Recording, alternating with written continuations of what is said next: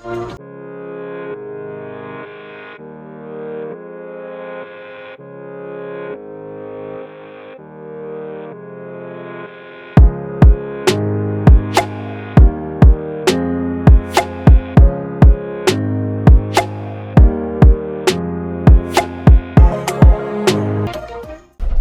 Newtonian world is all about the predictable. It's all about predicting a future. But the quantum model of reality is about causing an effect. The moment you start feeling abundant and worthy, you are generating wealth.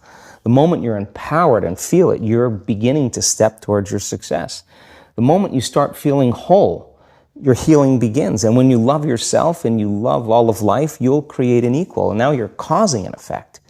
And I think that's the difference between living as a victim in your world, saying, I am this way because of this person or that thing or this experience. They made me think and feel this way.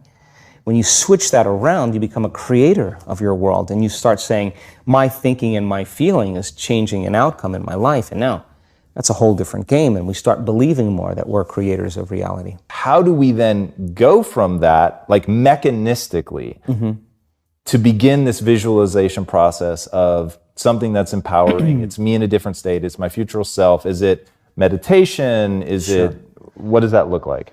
If you're not being defined by a vision of the future, then you're left with the old memories of the past, and you will be predictable in your life. And if you wake up in the morning and you're not being defined by a vision in the future, as you see the same people and you go to the same places and you do the exact same thing at the exact same time, it's no longer that your personality is creating your personal reality. Now your personal reality is affecting or creating your personality. Your environment is really controlling how you think and feel unconsciously, because every person, everything, every place, every experience has a neurological network in your brain. Every experience that you have with every person produces an emotion. So some people will use their boss to reaffirm their addiction to judgment. They'll use their enemy to reaffirm their addiction to hatred.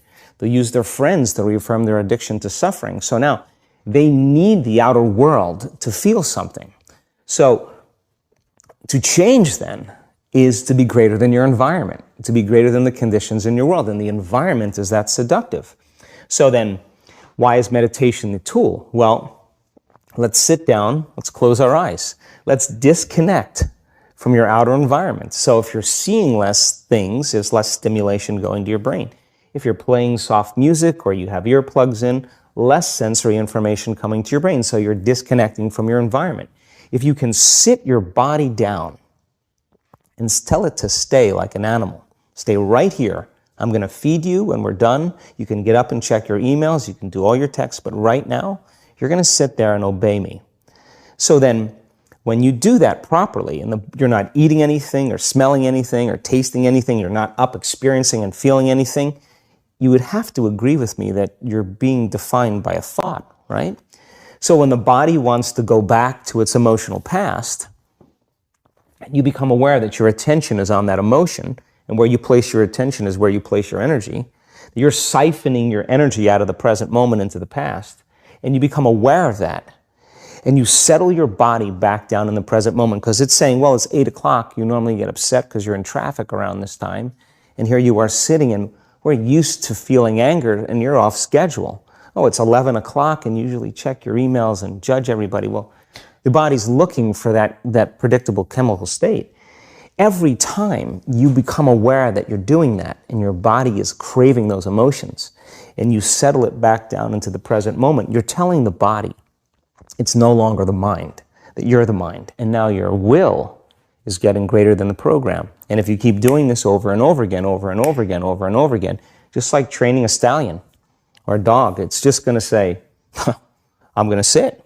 And the moment that happens, when the body's no longer the mind, when it finally surrenders, there's a liberation of energy.